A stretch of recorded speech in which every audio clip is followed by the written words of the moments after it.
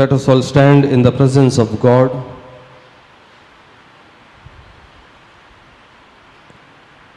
Let us prepare ourselves for the worship.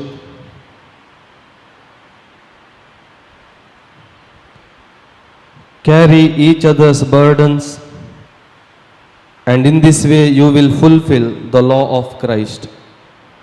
Our worship begins in the name of God the Father, God the Son, and God the Holy Spirit. Amen.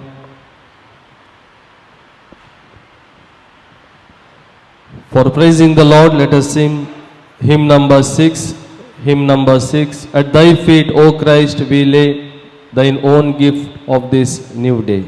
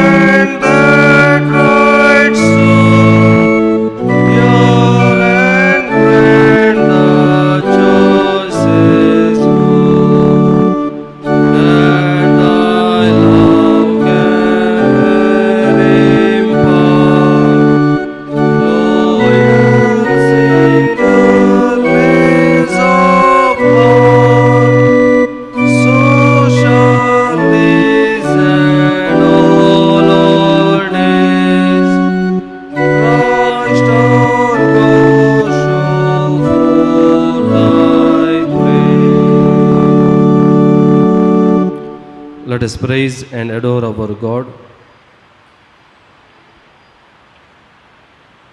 May the glory of the Lord endure forever. May the Lord rejoice in his works. Worship the Lord with gladness. Come before him with joyful songs. Know that the Lord is God. It is he who made us, and we are his. Sing for joy to God our strength. Restore us, O God Almighty. Make your face shine upon us, that we may be saved. We will sing of your love and justice. To you, O Lord, we will sing praise. You love equality. You will judge the world in righteousness and the peoples with equity. We give all glory, praise, and honor unto your eternal name forever and ever. Amen. Help us, O God, our Savior, for the glory of your name. Deliver us and forgive our sins for your name's sake. Dear members in Christ, God has given us one more opportunity in our lives. Let us examine our lives in his presence. Let us all humbly kneel in the presence of God and confess our sins before God.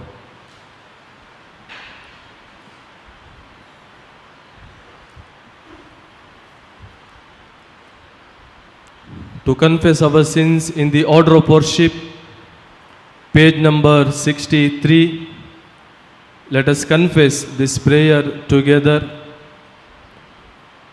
Have mercy on me, O God, according to your steadfast love. According to your abundant mercy, blot out my transgressions. Wash me thoroughly from my iniquity and cleanse me from my sin. For I know my transgressions, and my sin is ever before me. Against you, you alone have sinned and done what is evil in your sight. Create in me a clean heart, O God, and put a new and right spirit within me. Restore to me the joy of your salvation, and sustain in me a willing spirit. Amen.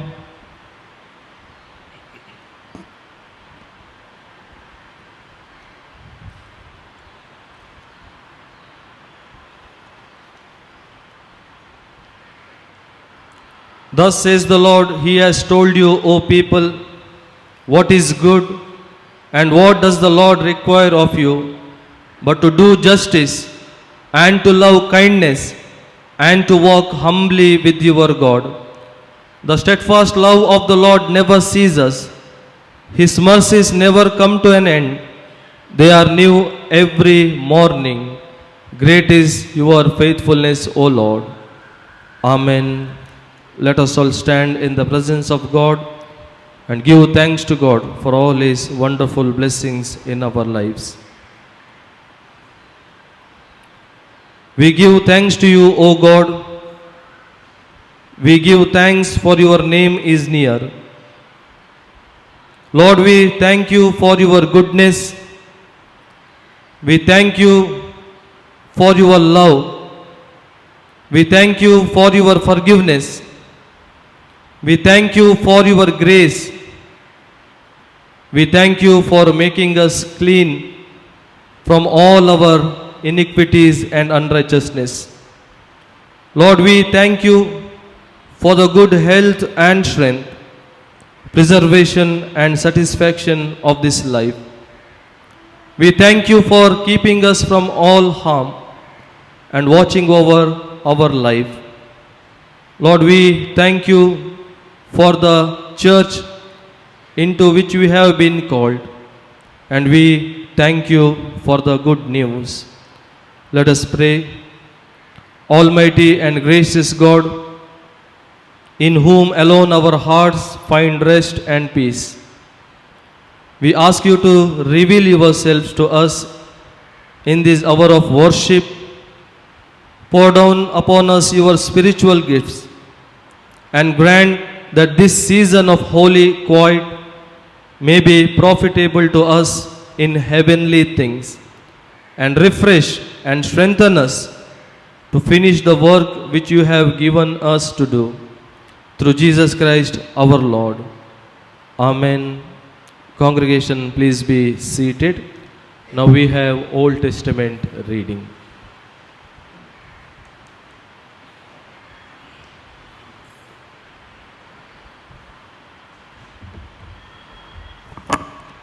The Old Testament reading is taken from 2 Kings chapter 5 verses 1 to 10.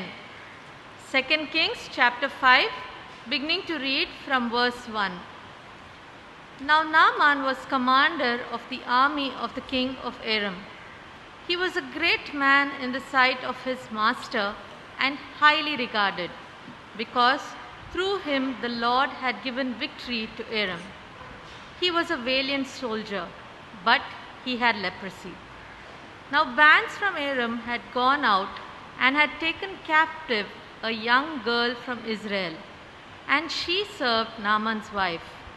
She said to her mistress, "If only my master would see the prophet who is in Samaria, he would cure him of his leprosy."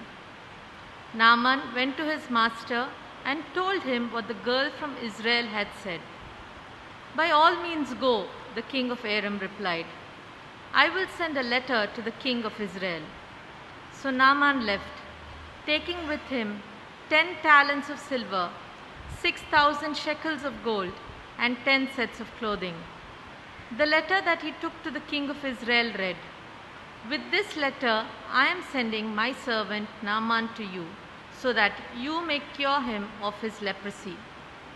As soon as the king of Israel read the letter, he tore his robes and said, "Am I God? Can I kill and bring back to life? Why does this fellow send someone to me to be cured of his leprosy? See how he is trying to pick a quarrel with me." When Elisha, the man of God, heard that the king of Israel had torn his robes, he sent him this message, "Why have you torn your robes? Have the man come to me, and he will know that there is a prophet in Israel." So Naaman went with his horses and chariots and stopped at the door of Elisha's house. Elisha sent a messenger to say to him, "Go, wash yourself 7 times in the Jordan, and your flesh will be restored, and you will be cleansed." Here ends the reading. Praise be to you, O God. Let us all stand for the responsive reading of Psalm 10, verses 1 to 12.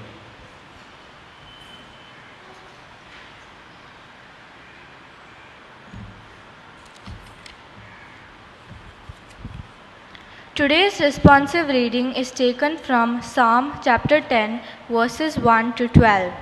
I repeat, Psalm chapter 10, verses 1 to 12. Why are you so far away, O Lord? Why do you hide yourself when we are in trouble? The wicked are proud and persecute the poor. May they be caught in the traps they have made.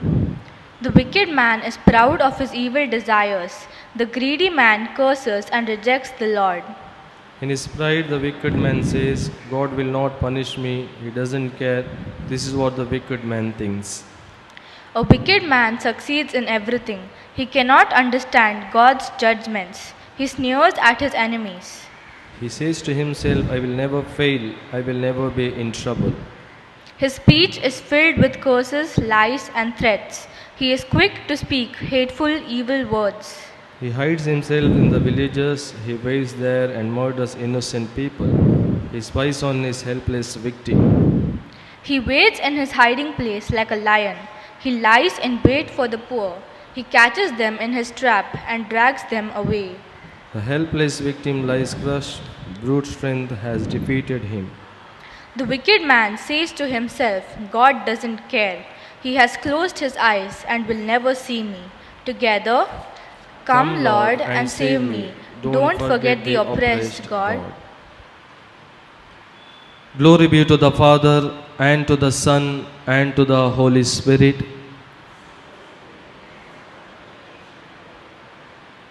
Congregation, please be seated. Now we have epistle reading.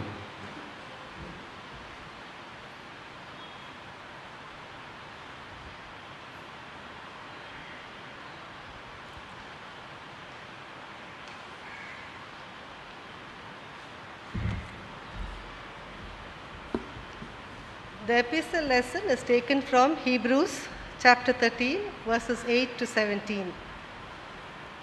Jesus Christ is the same yesterday and today and forever. Do not be carried away by all kinds of strange teachings. It is good for our hearts to be strengthened by grace, not by eating ceremonial foods, which is of no benefit to those who do so. We have an altar from which those who minister at the tabernacle have no right to eat. The high priest carries the blood of animals into the most holy place as a sin offering, but the bodies are burnt outside the camp. And so Jesus also suffered outside the city gate to make the people holy through his own blood. Let us then go to him outside the camp, bearing the disgrace he bore. For here we do not have an enduring city, but we are looking for the city that is to come. Through Jesus, therefore, let us continually offer to God a sacrifice of praise, the fruit of lips that openly profess his name. And do not forget to do good and to share with others, for with such sacrifices God is pleased. Have confidence in your leaders and submit to their authority, because they keep watch over you as those who must give an account. Do this so that their work will be a joy, not a burden, for that would be of no benefit to you. Glory be to God.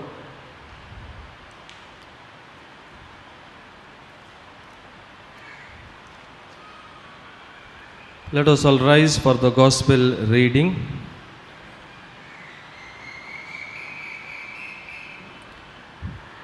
For today's meditation, the gospel reading is taken from Gospel according to Saint Matthew chapter 8 verses 1 to 4. Matthew chapter 8 verses 1 to 4. When he came down from the mountainside, large crowds followed him. A man with leprosy came and knelt before him and said, Lord, if you are willing, you can make me clean. Jesus reached out his hand and touched the man. I am willing, he said, be clean. Immediately he was cured of his leprosy. Then Jesus said to him, see that you don't tell anyone, but go, show yourself to the priest, and offer the gift Moses commanded as a testimony to them. Here ends all the readings. Praise be to you, O Christ. Congregation, please be seated.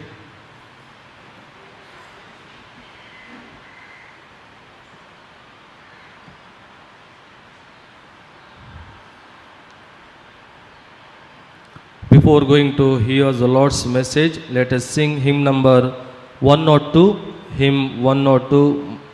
My song is love unknown, my Saviour's love to me. We'll sing first 5 stanzas. Dear members, today we have with us Dr. Professor Basil Hans, Assistant Professor of Economics at Aloysius College, Mangalore. I welcome him. After this hymn, Dr. Basil Hans will deliver the Word of God.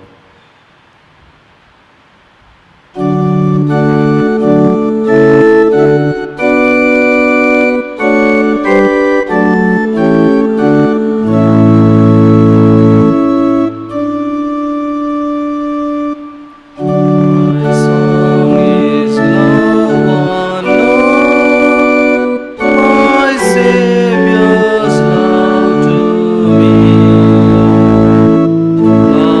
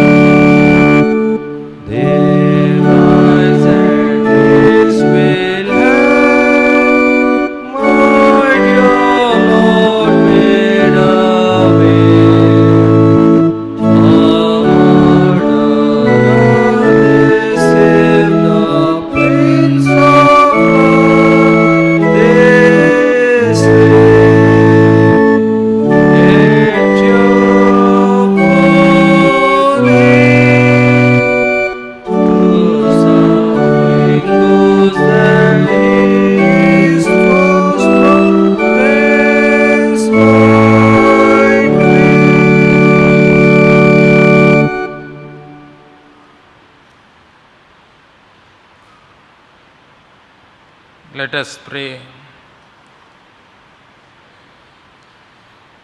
God of equality, we thank you for creating us in your image. We have distorted your image by creating caste, class, color divide in our own living situations. We praise you for your Son, Jesus Christ, who broke the barriers by touching the so-called untouchables, recognizing the unrecognized, and speaking with the unspoken, thus giving the experience of liberation. Bestow your strength in us so that we could affirm life in all its fullness to the people who are deprived of their life. Through Jesus Christ our Lord, who lives and reigns with you and the Holy Spirit, one God, world without end. Amen. Please be seated.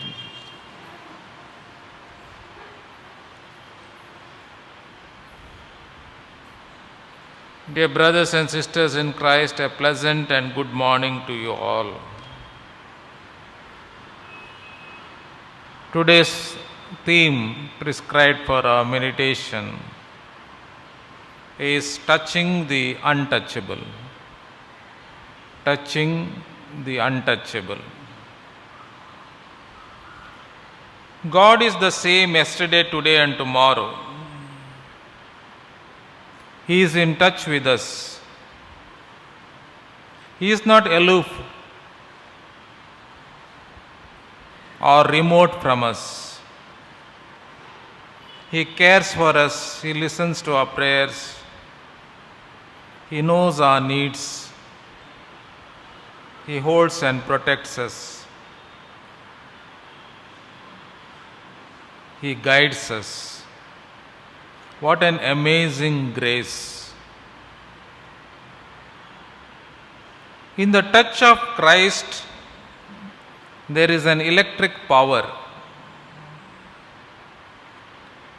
and the transfer of power that follows. We too are called upon to touch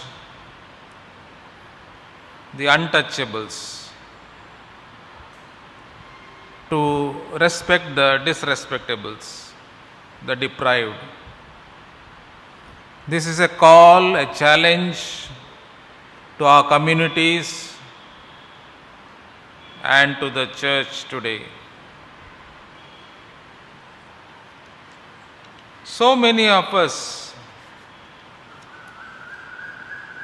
find it difficult of doing this, as we saw or are seeing during COVID-19. Beyond the economic hardship it has created, we have been forced from the isolation from family members, friends, our church body, and others in the community around us. In fact, there has been many stories in the news about individuals suffering, even dying from depression, loneliness, mental illness, brought from the isolation measures implemented as part of the coronavirus. Yet we live with the expectation that these COVID-19 restrictions will one day be fully lifted and we can once again come together with those whom we have greatly missed. But imagine a situation where you find yourself without the hope of ever seeing your friends and loved ones again. You would be isolated for the rest of your life. This is a despairing thought, isn't it? However, there is the reality for so many leprosy sufferers in India and elsewhere. Because of the predominant religious beliefs in our country, leprosy is considered punishment for one's sins. So once a person is diagnosed with the disease, the person is isolated. Thankfully, leprosy can be treated these days, but the effects of the disease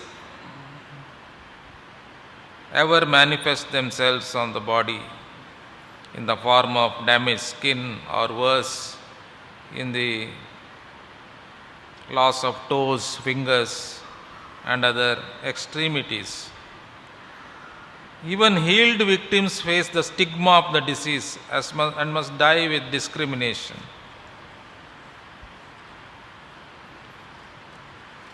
The emotional scars of injury can be even worse than the physical scars.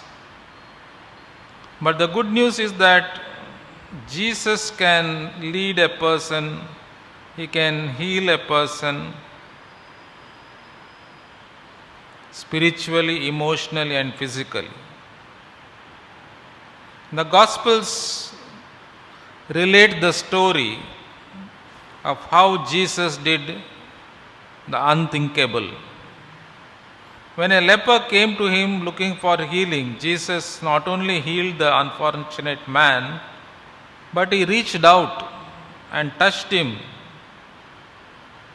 Jesus touched who was untouchable, who was unclean in the eyes of mankind. It is this example of Jesus that we need to follow today. We must reach out in His name and show His love to the leprosy sufferers in India. God indeed can use us and make His love known to people in need who have been isolated and rejected by society.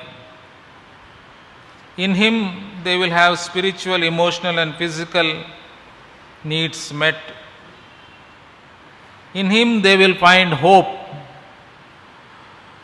Together, we can show Christ's love to those who desperately need it. Dear brothers and sisters, will you prayerfully join me in following Jesus' example and touch the lives of those who need so greatly to experience His love? Today's theme is highly relevant for an increasingly divided and fragmented Indian social environment. The scripture portions which are suggested for reading this Sunday bring out the essence of gospel, namely justice, peace, and inclusion, by referring against any kind of untouchability or purity pollution concept.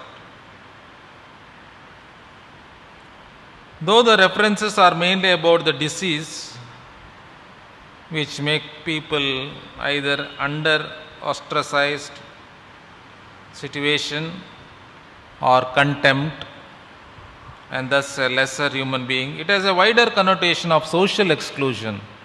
So the disease is not just physical, but it's also social. The Trinitarian God has been, by presenting Himself as a God of unity, expecting His children to be of wholeness, inclusion and fellowship, standing against any form of discrimination and exclusion. So God does not want exclusion but inclusion. And lepers are to be in that inclusive society. The bacteria that cause leprosy, also called Hansen's disease, can live in the human body up to 20 years without any physical symptoms, but eventually the infection becomes severe with pain, nerve damage, and often a crippling loss of body tissue. Of course, today leprosy can be treated, but in ancient times it was considered incurable. Friends, we shall discuss this in two parts. One is leprosy, the decayed body and the social body, referring to Old Testament. Lesson read 2 Kings 5, 1 to 10. It is clear from the story that this leprosy is something that Naaman and perhaps his wife wanted to be rid of, mainly because of the social stigma attached with it in Israel. Naaman is a foreigner, particularly a powerful foreigner, commanding the army of Israel's enemy, Aram. It appears that Naaman's leprosy did not carry the stigma of social and cultic alienation in Aram, such as described in Leviticus 13 to 14. But within the geographical territory of Israel, Naaman had to face the contemptuous attitude of the people, even though he was a powerful person. Coming to our country, Indian social system is also infected with the caste system based on the purity pollution concept. So those who are lepers are impure.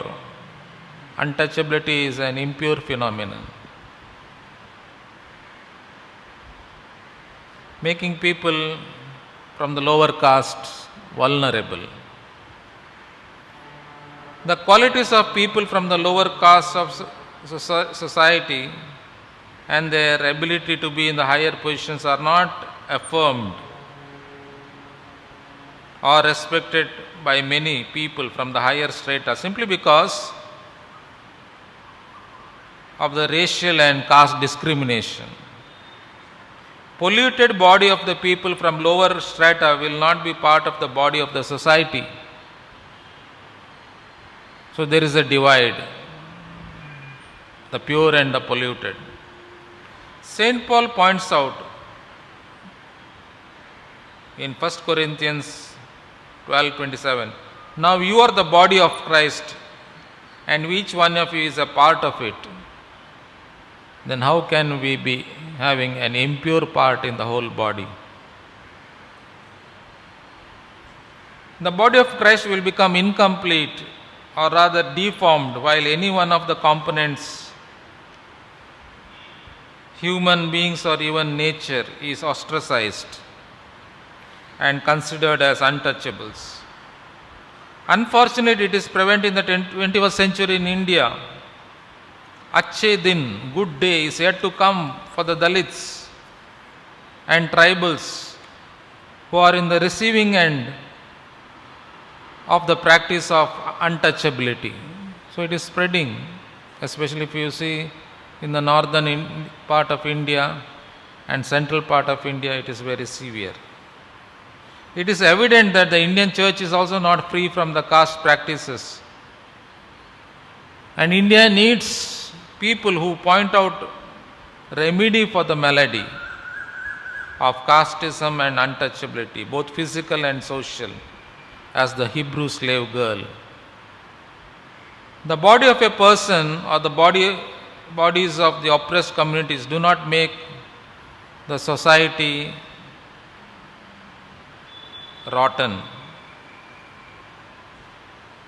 But the social norms of disparities and discrimination do make the society rotten. Coming to the second part and the lesson from the Gospel, leprosy, myriad ways of exclusion. Matthew 8, 1 to 4, which I have read for us.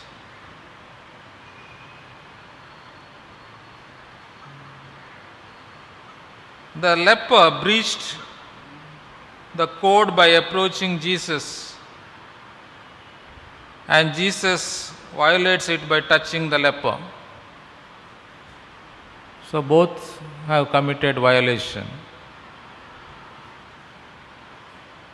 A man with leprosy came to him and begged him on his knees, "If you are willing, you can make me clean." He uses the word clean and not heal. How desperate he must have been to get rid of the disease and be one with his family, his friends, and the community. He reached out his hand and touched the man. Jesus touched the man. He could have just used these words to heal, but Christ touched the man, the healing touch. The leper in the narrative was in a desperate situation. Somehow he wanted to get rid of the situation he had been suffering for years. Biblical leprosy, distinct from modern Hansen's disease, was an assortment of serious skin problem that isolated the leper from the rest of the society. He knows Jesus is capable to make him clean if he wants to. He is not using "if you are clean" as a religious way of saying, "I doubt that you can, but I would be happy if you might do something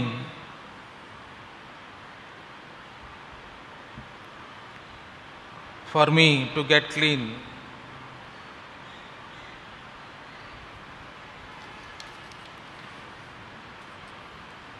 In Jesus there is a power to get clean. Only thing is, you must have faith. The faith should not be taken only as a personal belief